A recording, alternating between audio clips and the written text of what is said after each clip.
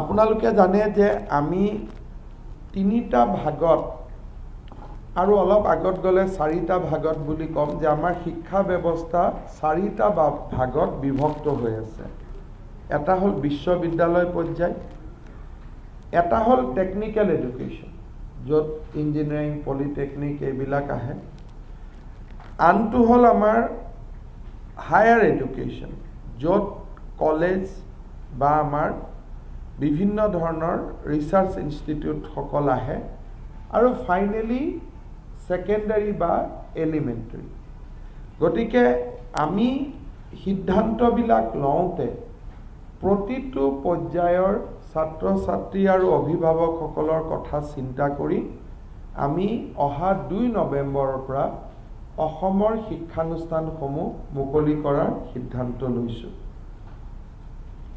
প্ৰথমতে আমি ক'ব খুজিছোঁ যে বিশ্ববিদ্যালয় মুকলিৰ ক্ষেত্ৰত ৰাজ্য চৰকাৰে কোনো নিৰ্দেশ নিদিয়ে।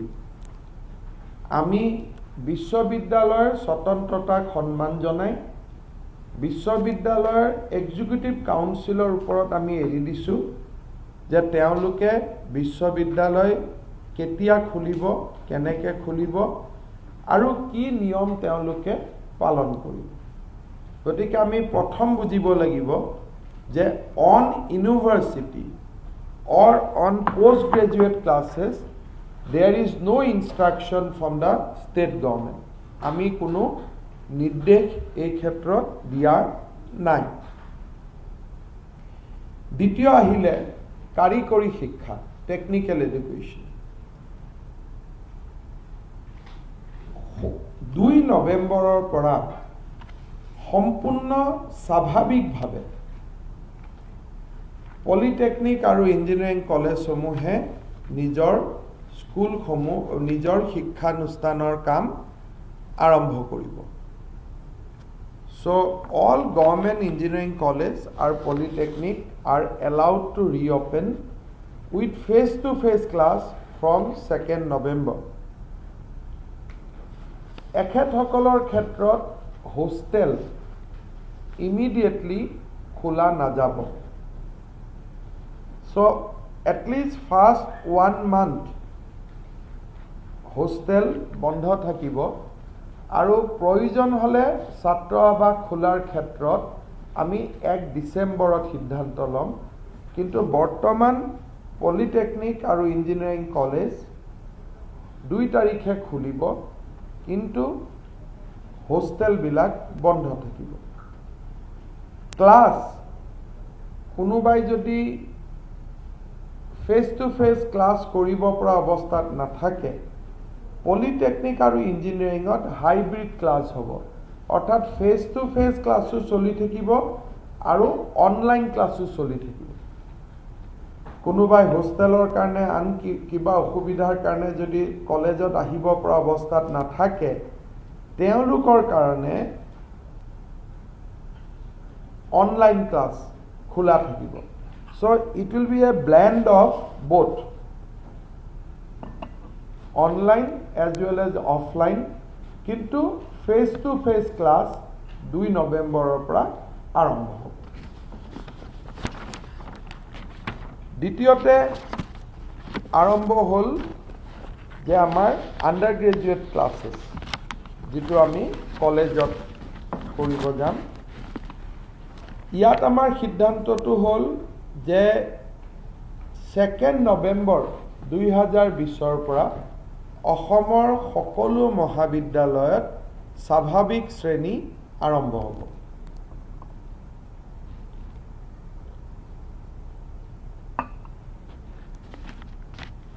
পাৰ সেকশনত আমি কলেজৰ অধ্যক্ষসকলক কৈছোঁ যে কোভিড প্ৰটোকল মানি কোনো সেকশনতে 20ৰ পৰা 25 জনৰ ওপৰত ল'ৰা ছোৱালীক পঢ়ুৱাব নালাগে। এনেকুৱা কিছুমান শ্ৰেণী থাকে, পলিটিকেল সায়েন্স, অসমীয়া, য'ত 200-300 লৈকে ষ্টুডেণ্ট থাকে। এইবিলাকৰ ক্ষেত্ৰত আমি তেওঁলোকক কৈছোঁ যে সৰু সৰু সেকশন আপোনালোকে কৰি ল'ব, কিন্তু এটা ক্লাছত যিকোনো কাৰণতে more than 25 ষ্টুডেণ্ট হ'ব নালাগে। যদি হল হয় যে নহয় আমি ৰুমত নপঢ়াওঁ হলত পঢ়াওঁ ক্লাছটোৰ সাইজত যেহেতু আমি 20-25 কৈছোঁ হলৰ সাইজত সমানুপাতিকভাৱে আমি ষ্টুডেণ্ট বঢ়াব পাৰোঁ সে ইট ইজ এ লাৰ্জ হল তাতে আমি ঠিক কৰিছোঁ যে পলিটিক্যাল সায়েন্সত আমাৰ ষ্টুডেণ্ট বহুত গতিকে আমি অডিটৰিয়ামত ক্লাছ কৰিম in that case proportionately number of the students can be increased but standard classroom the maximum students should be 20 to 25 tar uporot nohoy UG first semester undergraduate first semester hoptahot dudin hobo Monday and Thursday first semester UG হ'ব সোমবাৰ আৰু বৃহস্পতিবাৰ যেটো UG third semester তেওঁলোক হ'ব মঙ্গল বুধ আৰু শুক্ৰবাৰ ইউজি থাৰ্ড সেমিষ্টাৰ মঙ্গল বুধ আৰু শুক্ৰ আৰু যেটো ফিফ্থ সেমিষ্টাৰ তেওঁলোকে ক্লাছ কৰিব মঙ্গল বুধ শুক্ৰ শনি মঙ্গল বুধ শুক্ৰ শনি তাৰ মানে first semester will have 2 days second semester will have 3 days আৰু fifth semester will have 4 days of education so obviously দুটামান দিনত থাৰ্ড আৰু ফিফ্থ সেমিষ্টাৰ দুইটা অহাৰ কাৰণে basically Tuesday Wednesday and Friday there will be তাত অলপ ভিৰ বেছি হ'ব সেইখিনি সময়ত আমি কলেজ কৰ্তৃপক্ষক ম্যাক্সিমাম ক্লাছৰুম ব্যৱহাৰ কৰিব অনুৰোধ কৰিছোঁ আৰু শিফ্ট কৰি যে আগবেলা যদি ফিফ্থ ইয়াৰক আমি ক্লাছ কৰিছোঁ সেকেন্ড ইয়াৰত থাৰ্ড ইয়াৰত আমি পিছবেলা ক্লাছ কৰিব লাগে so that 25 norms to কোনো কাৰণতে ভঙা নাযায় first semester will be Monday and Tuesday Monday and Thursday sorry first semester Monday Thursday second semester class 9 বৰ্তমান third semester Tuesday Wednesday Friday আৰু fifth semester Tuesday Wednesday Friday Saturday hostel বন্ধ থাকিব সেইকাৰণে কোনোবা ষ্টুডেণ্টে হেণ্ডিক বা কটন বা B Barua কলেজত পঢ়া ষ্টুডেণ্ট লখিমপুৰৰ পৰা যদি নাহি লখিমপুৰৰ কলেজখনতো টেম্পৰাৰী এনৰোল কৰি ল'ব খোজে তাৰ নিৰ্দেশ আমি ৰাজ্য চৰকাৰে দিছোঁ যে they may not come to Guwahati they may not come to Dibrugarh but they can enroll themselves as a temporary student in their native places এমাহৰ কাৰণে 1 ডিসেম্বৰৰ পৰা আমি হোস্টেল খুলি দিয়াৰ সিদ্ধান্ত লৈছো but not in the 1st November from the 1st December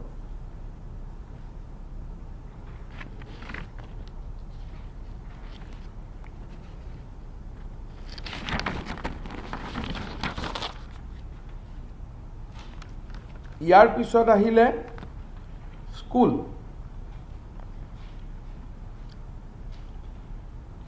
পঞ্চম মান শ্ৰেণীলৈকে স্কুল বন্ধ থাকিব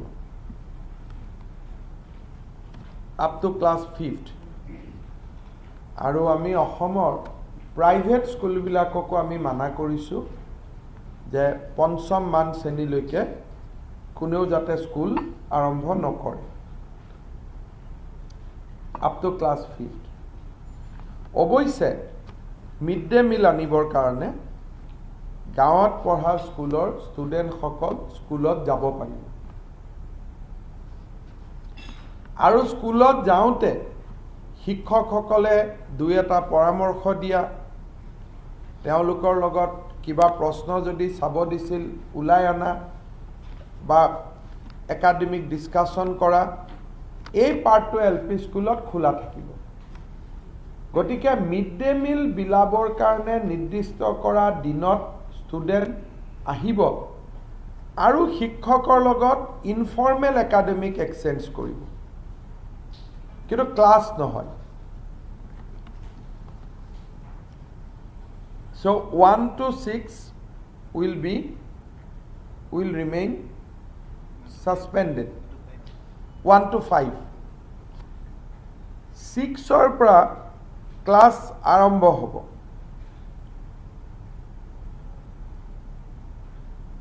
আৰু আমি যেতিয়া 6 পৰা ক্লাছ আৰম্ভ কৰিম, সদায় আমাৰ দুটা বেটছ হ'ব। All school will be open at morning 8:30.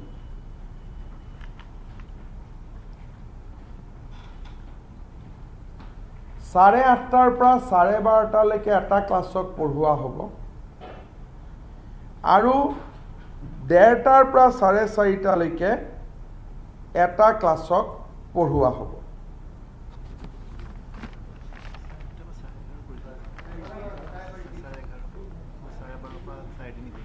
8:30 পৰা 12:30 নাই, 8:30 পৰা 12:30 এটা ক্লাছ হ'ব। কিন্তু কোনোবা স্কুলত যেহেতু লাঞ্চ ব্ৰেক আদিৰ কথা থাকে, কোনোবাই যদি আপ টু 11:30 তিনি ঘণ্টা কৰিব খোজে, আমাৰ আপত্তি নাই। কিন্তু আমি ভাবিছোঁ যে কেইটামান ক্লাছ 4 ঘণ্টা হওক, কেইটামান 3 ঘণ্টা হওক। So' one session will be 8:30 to 12:30, next session will be 1:30 to 4:30, ৰাতিপুৱা 4 ঘণ্টা, গধূলি 3 ঘণ্টা। প্ৰথম 15 দিন অৰিয়েণ্টেশ্যন হ'ব, তাৰ পিছত ক্লাছ নিয়মীয়াকৈ আৰম্ভ হ'ব।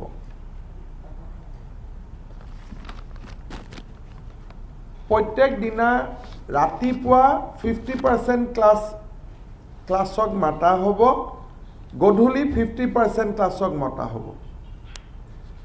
6-7 যদি ৰাতিপুৱা মাতিছোঁ, 8-9 আমি পিছবেলা মাতিম।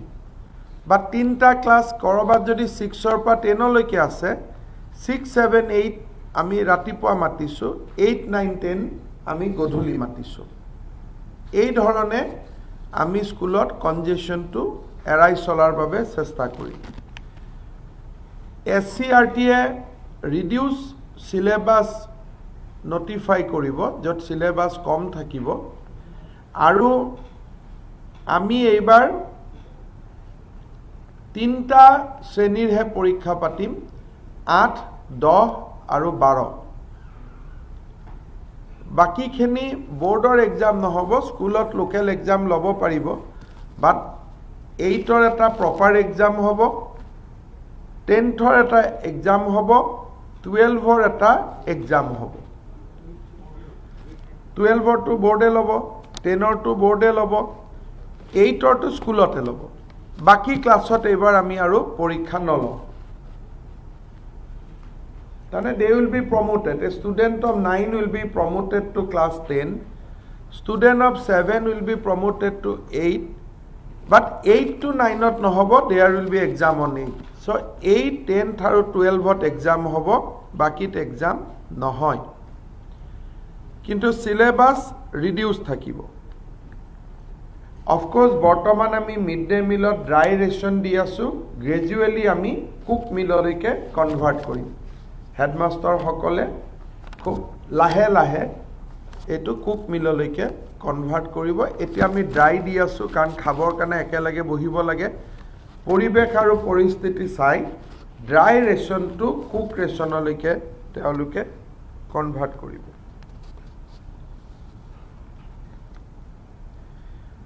1 to 5ৰ ওপৰত আমি ডিচেম্বৰত সিদ্ধান্ত ল'ম। আৰু ৰেচিডেঞ্চিয়েল স্কুলসমূহৰ ক্ষেত্ৰতো আমি ডিচেম্বৰ মাহত সিদ্ধান্ত ল'ম। এটা কথা আমি স্পষ্ট কৰি দিব খুজিছোঁ, কোনোবা অভিভাৱকে যদি ষ্টুডেণ্টক শ্ৰেণীত নপঠাবলৈ সিদ্ধান্ত লয়, তেওঁলোকক আমি যিটো কয় যে ইমান এটেণ্ডেঞ্চ নহ'লে কলেজত পৰীক্ষা দিব নোৱাৰিব, এইবাৰ সেইটো কথা নাথাকে। যদি কোনোবা গাৰ্জেনে ভাবে যে মই ষ্টুডেণ্টক নপঠাওঁ, ঘৰতে মই তেওঁলোকক পঢ়ুৱাম, তেওঁলোকৰ এটেণ্ডেঞ্চত কোনো অসুবিধা নহয়। So' joining schools will be a voluntary exercise. এইটো এটা নিজৰ দেউতাক মাকে সিদ্ধান্ত ল'ব। চেনিটাইজেশ্যন চলি থাকিব আৰু আমাৰ হেল্থ অথৰিটিৰ লগত প্ৰত্যেকখন স্কুল সম্পৰ্কত থাকিব। Periodic testing of COVID-19 will be continued. গতিকে আমি বাকী ইন ডিটেইল যি প্ৰট'কল আছে DC সকলক স্কুলক আমি জনাই দিম। এইখিনি ধাৰণাৰ ওপৰতে আমি 2 নৱেম্বৰৰ পৰা অসমৰ বিদ্যালয় মহাবিদ্যালয়সমূহত শ্ৰেণী আমি আৰম্ভ কৰাৰ বাবে সিদ্ধান্ত লৈছোঁ। Up to the private school. কোনোবা প্ৰাইভেট স্কুলে যদি অনলাইনত চলাই থাকিব খোজে, ফেচ টু ফেচ কৰিব নোখোজে, আমাৰ আপত্তি নাই। কিন্তু খুলিব খুজিলে তেওঁলোকে খুলিব পাৰে। সকলো কোভিড চেণ্টাৰ আমি প্ৰাইভেট স্কুল আৰু স্কুলবিলাকৰ পৰা এতিয়া প্ৰত্যাহাৰ কৰা হৈছে।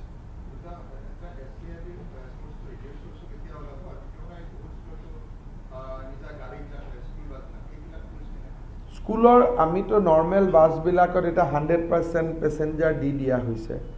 গতিকে কোনোবা প্ৰাইভেট স্কুলে যদি ক্লাছ খুলিব খোজে, আমাৰ আপত্তি কৰিবলগীয়া নাই। তেওঁলোকে গাৰ্জেনৰ লগত মিটিং কৰি যে আমি বাছত 50% ষ্টুডেণ্ট আনিম নে 25% আনিম, তেওঁলোকে ষ্টেক হোল্ডাৰৰ লগত কথা পাতি সিদ্ধান্ত ল'ব। SCRT ৰিডিউচ চিলেবাছ আমি 15 দিনত নটিফাই কৰি দিম।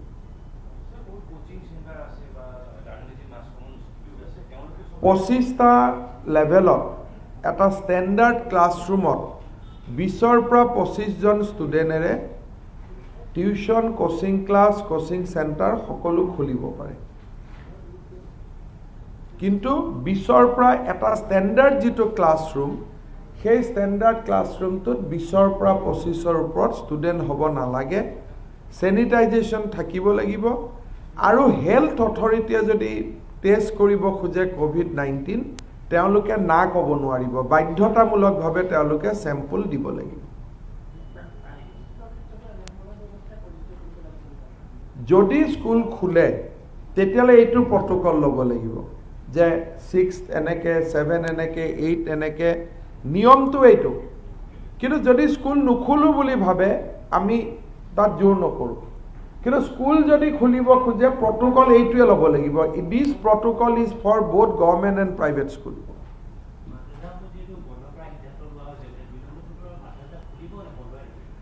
মাদ্ৰাছাবিলাকৰ ক্ষেত্ৰত আপোনালোকক মই ক্লাৰিটি কৰি দিছোঁ। মাদ্ৰাছাবিলাক আমি নৱেম্বৰত সাধাৰণ স্কুললৈকে কনভাৰ্ট কৰিম। আৰু ফ্ৰেছ বেটছ অফ ষ্টুডেণ্ট যি এডমিট হ'ব, তেওঁলোকে হাইস্কুল বুলি এডমিট হ'ব। আৰু যি পঢ়ি আছে তেওঁলোকে পঢ়াটো পাৰ কৰি দিব। But by this time name will be change, madrasa board will be dissolve. আৰু খালি 9-10ত যোন ফাইনেল ইয়াৰত আছে তেওঁলোকে পাছ কৰি যাব। ফ্ৰেছ এডমিশ্যন ৰেগুলাৰ ষ্টুডেণ্টৰ হ'ব।